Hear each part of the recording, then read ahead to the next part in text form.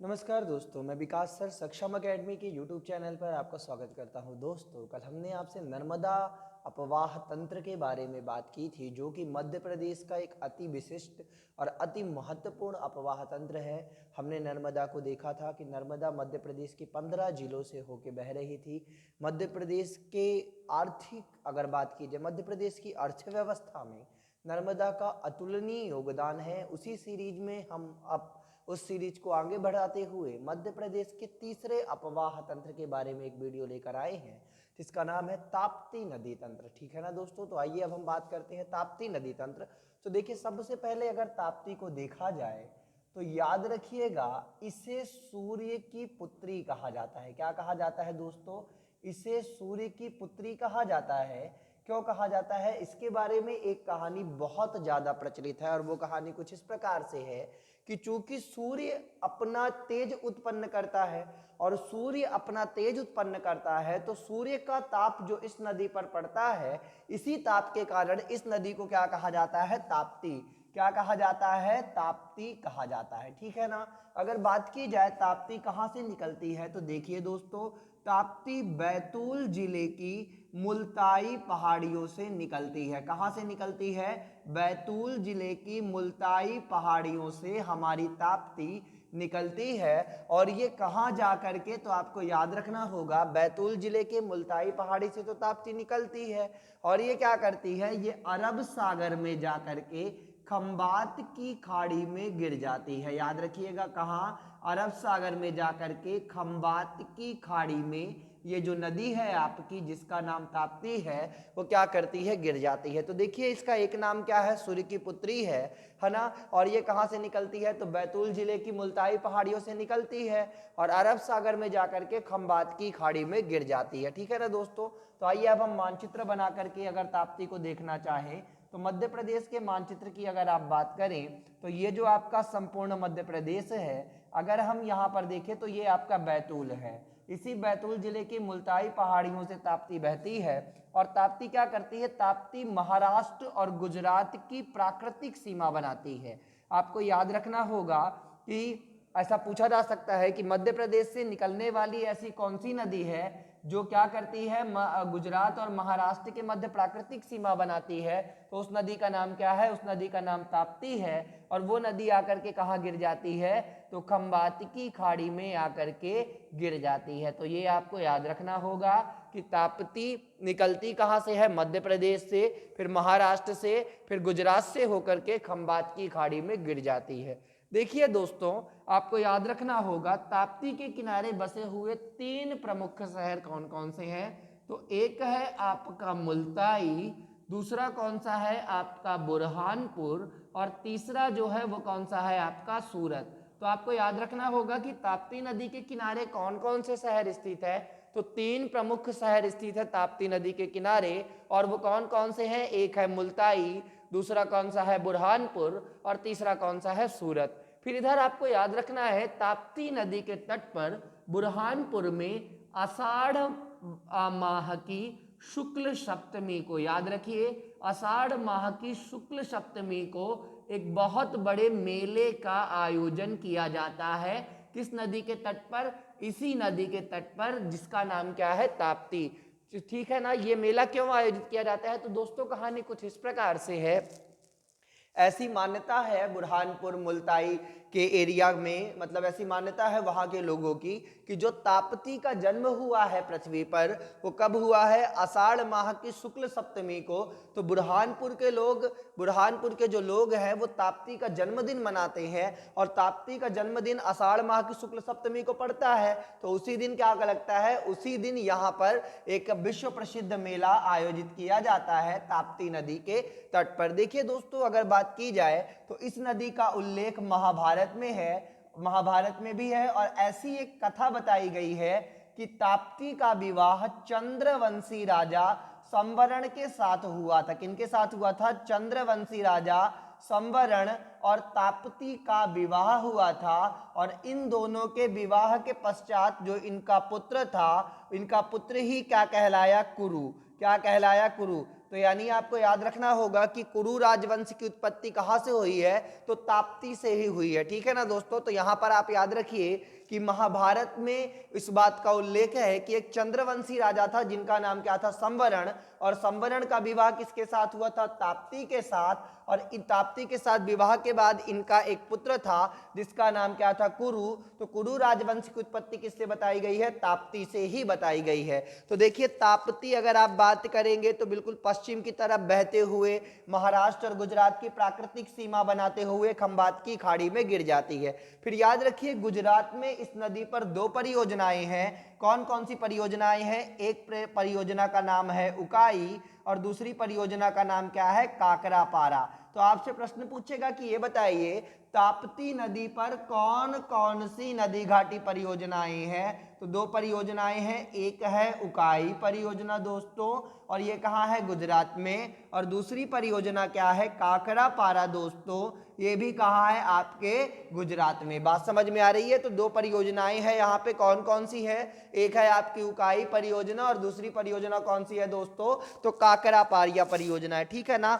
इसके अलावा अगर बात की जाए तो इसकी प्रमुख नदियां कौन कौन सी है, इसकी जो सहायक नदियां हैं तो कौन कौन सी है, देखिए इधर आपको याद रखना है। इसकी प्रमुख सहायक नदियां पूर्वा, बाघुड़, कौन कौन सी है दोस्तों, पूर्वा, बाघुड़, पांचरा, पूर्वा, बाघुड़, पांचरा इसकी प्रमुख सहायक नदियां हैं। और कौन कौन सी है, तो एक आपकी बोरी। याद रखिए ताप्ती की प्रमुख सहायक नदियां, तो ये प्रमुख चार सहायक नदियां हैं, एक है पूर्वा, एक है बाघुड़, एक है पांचरा और एक है बोरी।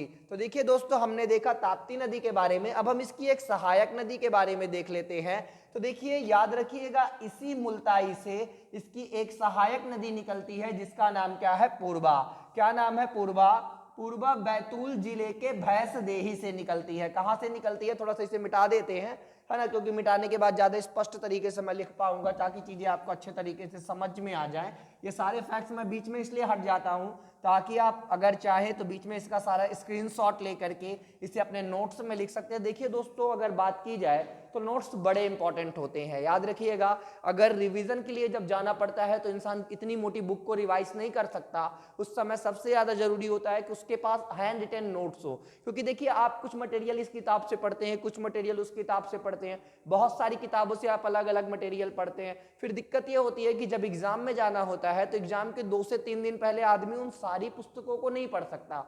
तो ऐसे में बहुत जरूरी होता है कि आपके पास क्रिस्प नोट्स हो, शॉर्ट नोट्स हो, क्योंकि शॉर्ट नोट्स जो होते हैं वो बहुत जल्दी रिवाइज होते हैं। ठीक है ना दोस्तों। तो देखिए अब अगली नदी जो है बड़ी प्रमुख नदी है, नदी का नाम क्या है, पूर्वा नदी। क्या नाम है दोस्तों, पूर्वा नदी। पूर्वा किसकी सहायक नदी है, तो ताप्ती की। किसकी सहायक नदी है, ताप्ती की। याद रखिए ये कहां से निकलती है, तो बैतूल जिले के भैंसदेही। बैतूल में एक जगह है जिसका नाम क्या है, भैंसदेही। वहां से आपकी पूर्वा नदी निकलती है और कहा, महाराष्ट्र के एदलाबाद में जाकर। कहा दोस्तों, महाराष्ट्र के एदलाबाद में जाकर के किस में मिल जाती है, ताप्ती में। तो देखिए ये नदी निकली पूर्वा और ये एदलाबाद में जाकर के किस में मिल गई, देखिए एदलाबाद में जाकर के किस में मिल गई, ये पूर्वा आपकी तो ताप्ती में मिल गई।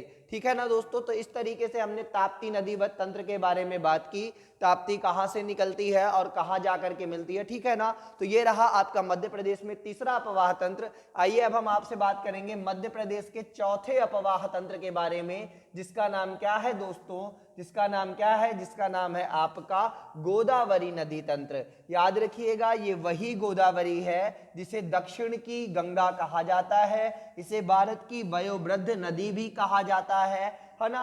याद रखिएगा ये जो गोदावरी है ये मध्य प्रदेश से नहीं बहती है, परंतु इसका इंपॉर्टेंस भारत के इतिहास में बहुत ज्यादा रहा है और इंडिया की ज्योग्राफी में इसका एक अलग ही इंपॉर्टेंस है। देखिए ये भारत का मानचित्र हमने बना रखा है और इसके ठीक मध्य में ही आपका क्या पड़ता है, इसके ठीक मध्य में आपका मध्य प्रदेश पड़ता है। आप इसे देख पा रहे होंगे, ये मध्य प्रदेश है, यहीं पर महाबलेश्वर है। याद रखिएगा ये महाराष्ट्र की हरिश्चंद्र पहाड़ियां हैं। आपको याद रखना है ये महाराष्ट्र की हरिश्चंद्र पहाड़ियां हैं, और हरिश्चंद्र पहाड़ियों की जो सबसे ऊंची पर्वत चोटी है वो कौन सी है? आपकी कलसूबाई। कौन सी है दोस्तों? कलसूबाई। इसकी कुल ऊंचाई कितनी है? समुद्र तल से 1646 मीटर।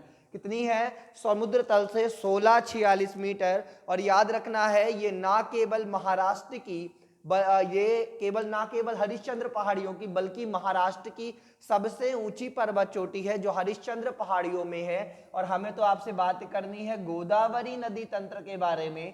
तो आइए दोस्तों अब हम बात करते हैं गोदावरी के बारे में। तो देखिए यहाँ पर ये जो गोदावरी नदी है, ठीक है ना, निकलती कहाँ से है? तो याद रखिएगा गोदावरी नदी इन्हीं हरिश्चंद्र पहाड़ियों के महाबलेश्वर से निकलती है, और वहां से बहने के बाद ये पूरब की तरफ बहते हुए बंगाल की खाड़ी में जाकर के गिर जाती है। समझ में आया ना दोस्तों? कहाँ जाकर के गिर जाती है? बंगाल की खाड़ी में जाकर के गिर जाती है। तो अगर हम यहाँ पर मान लें तो गोदावरी नदी कुल मिला के आप देख रहे हैं कि मध्य प्रदेश में तो बहती नहीं है, लेकिन मध्य प्रदेश की कुछ ऐसी सहायक नदियां हैं वो जो जाकर के किस में मिल जाती है? गोदावरी में जाकर के मिल जाती हैं। ये कौन कौन सी नदियां हैं दोस्तों? तो याद रखिए इसमें जो प्रमुख प्रमुख सहायक नदियां हैं जो गोदावरी में जा करके मिल जाती हैं उनका नाम क्या है? उनका नाम है आपका वैनगंगा। सबसे पहली नदी जो गोदावरी में जाकर के मिलती है उसका नाम क्या है? आपका वैनगंगा। ठीक है ना? याद रखिएगा वैनगंगा के प्राचीन नाम क्या है? बैवा, वया और दीदी। याद रखिए महाभारत में इस नदी को 3 नामों से बुलाया गया है। आपसे प्रश्न पूछेगा कि मध्य प्रदेश की कौन सी ऐसी नदी है जिसका उल्लेख महाभारत में बैवा, वया व दीदी नामों से है, तो वो कौन सी नदी है दोस्तों? तो आपको याद रखना है ये जो नदी है वो कौन सी नदी है? वो है वैनगंगा। ठीक है ना? ये वैनगंगा है। और अगर वैनगंगा की बात की जाए तो ये कहाँ से निकलती है? तो याद रखिएगा ये बैतूल जिले के वर्धन शिखर से निकलती है। कहाँ से निकलती है दोस्तों? बैतूल जिले के वर्धन शिखर से निकलती है। और नदी का नाम क्या है? नदी का नाम है वैनगंगा। और याद रखिएगा ये महाराष्ट्र के भंडारा में जाकर, कहाँ? महाराष्ट्र के भंडारा में जाकर के अपनी सहायक वर्धा से मिल जाती है। किससे मिल जाती है? अपनी सहायक वर्धा से मिल जाती है। देखिए बैतूल के वर्धन शिखर से तो निकली वैनगंगा, और भंडारा में जाकर के किस में मिल जाती है? वर्धा में। तो जहां पर वैनगंगा और वर्धा मिलती है उनके संगम को क्या कहा जाता है? प्राणहिता। क्या कहा जाता है दोस्तों? प्राणहिता कहा जाता है। और जब ये प्राणहिता आगे जाकर के आपकी किस में मिलती है? जब ये प्राणहिता आगे जाकर के किस में मिल जाती है? तो गोदावरी में मिल जाती है। तो यहाँ पे अगर आप देखें तो यहाँ से निकली आपकी वैनगंगा, और ऐसे ही इसी बीच में आई एक वर्धा, और जहां पर ये दोनों मिली भंडारा में उसे हमने क्या कहा? आपका प्राणहिता। क्या कहा दोस्तों? प्राणहिता। ठीक है, तो ये तो वैनगंगा की कहानी रही। अब इसके बाद अगर बात की जाए तो वर्धा की बात कर ले दोस्तों। तो याद रखिएगा जो वर्धा है ये वर्धा नदी भी अत्यंत सहायक नदी है, अत्यंत महत्वपूर्ण नदी है। और ये जो नदी है ये कहाँ से मिलती है और कैसे मिलती है, तो इसके बारे में अब हम आगे आपसे बात करते हैं। तो देखिए दोस्तों अब हमने जैसे आपको बताया कि बैतूल जिले के वर्धन शिखर से वैनगंगा निकलती है, और भंडारा में जाकर के वैनगंगा और वर्धा मिलकर के प्राणहिता बनाती हैं। तो याद रखना है वर्धा जो नदी है ये भी कहाँ से निकलती है? तो ये जो वर्धा है ये भी आपके बैतूल जिले से ही निकलती है। और बैतूल जिले से वर्धा निकलने के बाद आप ये कह सकते हैं सतपुड़ा पहाड़ियों से। किन से निकलती है? सतपुड़ा पहाड़ियों से निकलती है वर्धा, और ये दोनों मिलकर के अपना संगम बनाती है जिसे हम क्या कहते हैं? प्राणहिता। क्या कहते हैं दोस्तों? प्राणहिता। ठीक है ना? तो आइए अब हम इसे पिक्चराइज वे में देख लेते हैं। इन दोनों नदियों को हम थोड़ा सा पिक्चराइज वे में देख करके पढ़ने का, समझने का प्रयास करते हैं। तो देखिए यहाँ पे आप बड़े आराम से समझ सकते हैं। देखिए यहाँ पर एक नदी आई आपकी ये वाली, जिसका नाम क्या है? वेनगंगा। क्या नाम है? वेनगंगा। और ऐसे में एक नदी यहां से आई मध्य प्रदेश से जिसका नाम क्या है? वर्धा। क्या नाम है? वर्धा। ये वेनगंगा थी, ये वर्धा थी, और ये दोनों आकर के जहां पर मिली उसे क्या नाम दिया गया? प्राणहिता। और आगे चल के यही प्राणहिता किसमें आकर के मिल गई दोस्तों? तो गोदावरी में। किसमें आके मिल गई? गोदावरी में। याद रखिएगा, ठीक है ना? इसकी बहुत सारी सहायक नदियां हैं वेनगंगा की, जैसे एक चंदन नदी है, एक नदी कौन सी है? तो एक नदी कुलबेहरा है, एक नदी कौन सी है? तो याद रखना है आपको बावनथड़ी नदी है। और बावनथड़ी नदी पर एक परियोजना भी है जिसका नाम क्या है, गांगुल जलप्रपात। सॉरी, कौन सा प्रपात है, गांगुल जलप्रपात किस नदी पर है आपसे पूछेगा तो आपको बताना पड़ेगा बावनथड़ी नदी पर, ठीक है ना। और वेनगंगा आगे बढ़ते हुए बैतूल से होते हुए कहाँ, छिंदवाड़ा और सिवनी से बहते हुए महाराष्ट्र में प्रवेश करती है और महाराष्ट्र के भंडारा में ये दोनों नदियां आपस में मिल करके क्या बनाती हैं, प्राणहिता बनाती हैं, ठीक है ना दोस्तों। तो इस तरीके से गोदावरी की कौन कौन सी सहायक नदियां हैं जिनको आपने पढ़ा, तो एक आपने पढ़ ली वेनगंगा और एक आपने कौन सी पढ़ ली, वर्धा, ठीक है ना। अब आइए बात करते हैं पेंच नदी के बारे में। देखिए पेंच नदी जो है यह भी एक अति महत्वपूर्ण नदी है। याद रखिए पेंच नदी के नाम पर तो मध्य प्रदेश में एक पूरा का पूरा राष्ट्रीय उद्यान है और इस राष्ट्रीय उद्यान का नाम क्या है, पेंच राष्ट्रीय उद्यान, ठीक है ना दोस्तों। तो अगर हम इसकी बात करें कि ये पेंच राष्ट्रीय उद्यान कहाँ पर है, तो देखिए आप इससे थोड़ा सा समझ सकते हैं, इस पेंच राष्ट्रीय उद्यान से समझ सकते हैं। यह राष्ट्रीय पेंच राष्ट्रीय उद्यान जो है वो किस नदी के नाम पर बनाया गया है, पेंच नदी के नाम पर।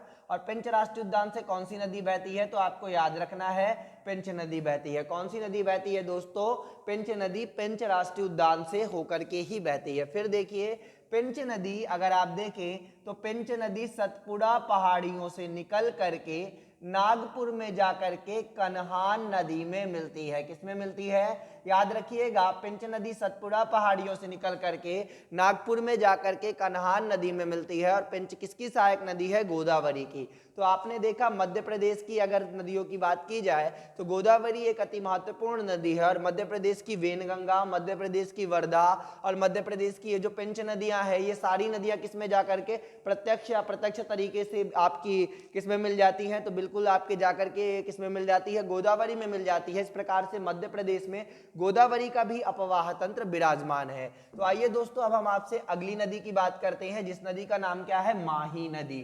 कौन सी नदी है दोस्तों, माही नदी। और ये मध्य प्रदेश का 5वां प्रमुख अपवाह तंत्र है। कौन सा, 5वां प्रमुख अपवाह तंत्र है और इस नदी का नाम क्या है, माही नदी। कौन सी नदी है दोस्तों, माही नदी है। तो आपको याद रखना है माही नदी कहाँ से निकलती है, तो इसके बारे में अगर हम देखें तो आपको याद रखना होगा माही नदी जो है वो आपके कहाँ से निकलती है, धार जिले के मिंड ग्राम से निकलती है। कहाँ से निकलती है, धार जिले के मिंड ग्राम से ये नदी निकलती है। नदी का नाम क्या है, माही नदी। और ये जाकर के खंबात की खाड़ी में गिर जाती है। आ गई बात समझ में, किसमें गिर जाती है, खंबात की खाड़ी में गिर जाती है। और इस नदी को क्या कहा जाता है, इस नदी को मौसमी नदी भी कहा जाता है। It's a seasonal river. Seasonal river का मतलब होता है ऐसी नदी, दोस्तों याद रखना होगा, सीजनल रिवर का मतलब होता है दोस्तों ऐसी नदी जो वर्षा हो तो उसमें जल की मात्रा बढ़ जाए, लेकिन वर्षा समाप्त हो तो जल की मात्रा अपने आप समाप्त हो जाए। तो ऐसी नदी को हम क्या कहते हैं, मौसमी नदी। और माही नदी ऐसी ही एक नदी है। और कैसी नदी है, तो मौसमी नदी है। अब अगर हम मध्य प्रदेश का मानचित्र बना लें और मध्य प्रदेश के मानचित्र में अगर अब हम बात करें तो नदियों के क्रम में अगर हम बात करें तो देखिए माही नदी धार जिले के मिंडग्राम से निकलती है और ऐसे बहते हुए खंबात की खाड़ी में जाती है। तो अगर आप देखेंगे तो ये रही कर्क रेखा, तो कर्क रेखा को ये नदी 2 बार काटती है। तो आपसे प्रश्न पूछेगा मध्य प्रदेश में बहने वाली ऐसी कौन सी नदी है जो कर्क रेखा यानी ट्रॉपिक ऑफ कैंसर को 2 बार काटती है, तो वो कौन सी नदी है दोस्तों, तो आपको याद रखना है ट्रॉपिक ऑफ कैंसर को 2 बार काटने वाली नदी कौन सी है, तो माही नदी, ठीक है ना। तो आपने क्या देखा, ये जो माही नदी है अगर आप मानचित्र में देखते जाइए तो देखिए माही नदी धार जिले के मिंडग्राम से निकलती है और खंबात की खाड़ी में जाकर के किसमें गिर जाती है, अरब सागर में गिर जाती है। यह एक मौसमी नदी है। और याद रखिएगा ये कर्क रेखा को भी काटती है। ये किसको काटती है, ये कर्क रेखा को काटती है। कितने बार काटती है दोस्तों, तो 2 बार यह नदी कर्क रेखा को काटती है। आपको ये चीज याद रखनी होगी, ठीक है ना। ये अति महत्वपूर्ण नदियां हैं। तो देखिए दोस्तों नदियों के संबंध में हमने सारी जानकारी आपसे साझा की। अब हम आपके सामने एक अगला लेक्चर लेकर के आएंगे जिसे हम बहुत जल्दी लेकर के आएंगे, कल ही लेकर के आएंगे, जिसमें हम मध्य प्रदेश की सारी नदी घाटी परियोजनाओं की बात करेंगे। और अगर अब हम थोड़ा सा इसे पिक्चराइज वे में समझने का प्रयास करें तो देखिए थोड़ा सा अब आप इसे थोड़ा डिटेल में समझ सकते हैं।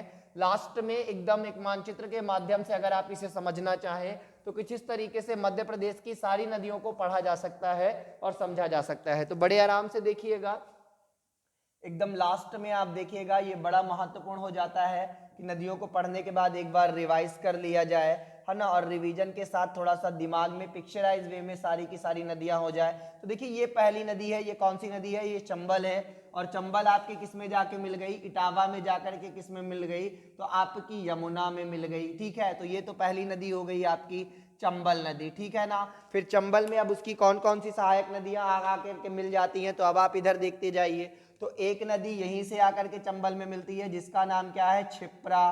तो ये छिप्रा मिल गई। फिर उसके बाद कौन सी मिलती है, तो याद रखिएगा कौन सी मिलती है, तो काली सिंध मिल जाती है। फिर उसके बाद कौन सी मिलती है, तो याद रखिएगा पार्वती मिल जाती है। फिर ऐसे में अगर बात की जाए तो मध्य प्रदेश के उत्तर पश्चिम में अरावली पर्वत है और अरावली पर्वत से एक नदी निकल करके आकर के चंबल में मिलती है, तो वो कौन सी है, आपकी बनास है। इसके बाद अगर बात की जाए तो रायसेन के कुमरा गांव से आपकी बेतवा निकलती है और यूपी के हमीरपुर में जाकर के किस में मिलती है, तो यमुना में मिलती है। ठीक है ना। बेतवा की भी बहुत सारी सहायक नदियां हैं। फिर इसी क्रम में एक नदी आपकी कौन सी निकलती है, तो केन निकलती है। और केन कहाँ मिलती है, तो केन जाकर के बांदा में जाकर के किस में मिल जाती है, सॉरी बांदा में जाकर के किस में मिल जाती है, उत्तर प्रदेश में मिल जाती है। ऐसी एक अलग से नदी कौन सी है, तमस। तमस नदी किस में मिलती है, तो आपको याद रखना होगा ऊपर वाली नदी कौन सी थी, यमुना, और नीचे वाली कौन सी थी, गंगा।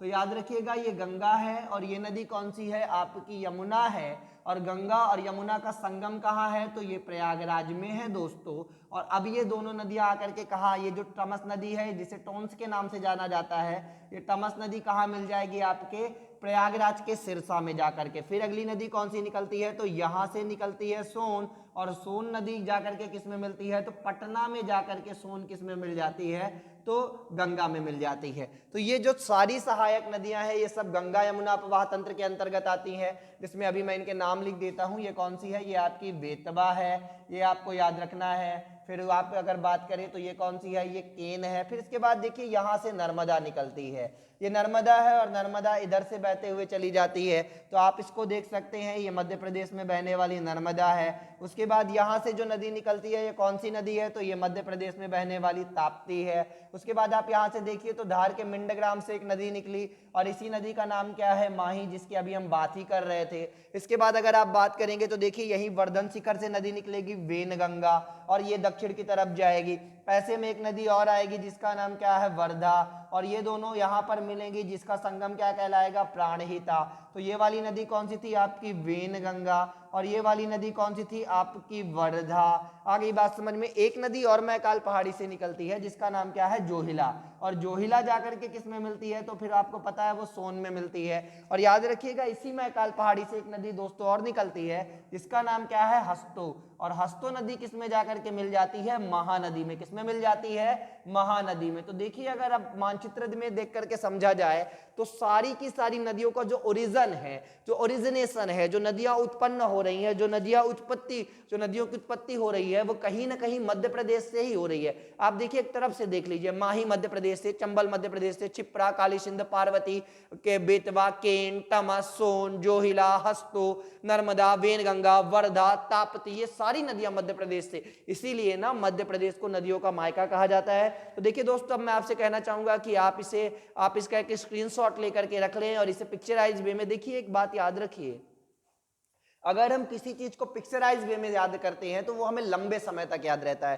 क्योंकि ये साइकोलॉजी कहती है कि अगर किसी चीज को रटा जाता है तो वो कम अल्पकाल के लिए ही याद रखा जा सकता है, लेकिन अगर किसी चीज को समझा जाता है तो उसे अनंत काल, अनादि काल के लिए अपने मेमोरी में स्टोर किया जा सकता है। और जो सबसे इंपॉर्टेंट चीज है वो ये है कि अगर हम किसी चीज को मानचित्र या चित्र के माध्यम से पढ़ लें तो हम उसे लंबे समय तक अपने दिमाग में कंठस्थ करके रख सकते हैं। तो दोस्तों ये रही सारी की सारी नदियां, इसका स्क्रीनशॉट लेके आप रख लीजिए। तो दोस्तों अगर आपको ये वीडियो पसंद आता है तो आप इसे प्लीज लाइक कर दीजिए, इस चैनल को सब्सक्राइब कर दीजिए, बेल आइकन को प्रेस कर दीजिए, ताकि जब अगली इंफॉर्मेशन आपके सामने आए तो आपको सारी जानकारियां मिल सके। तो दोस्तों धन्यवाद, कल फिर मिलते हैं, गुड नाइट। और आप सभी को रिपब्लिक डे की हार्दिक शुभकामनाएं, अनंत शुभकामनाएं दोस्तों मेरी तरफ से।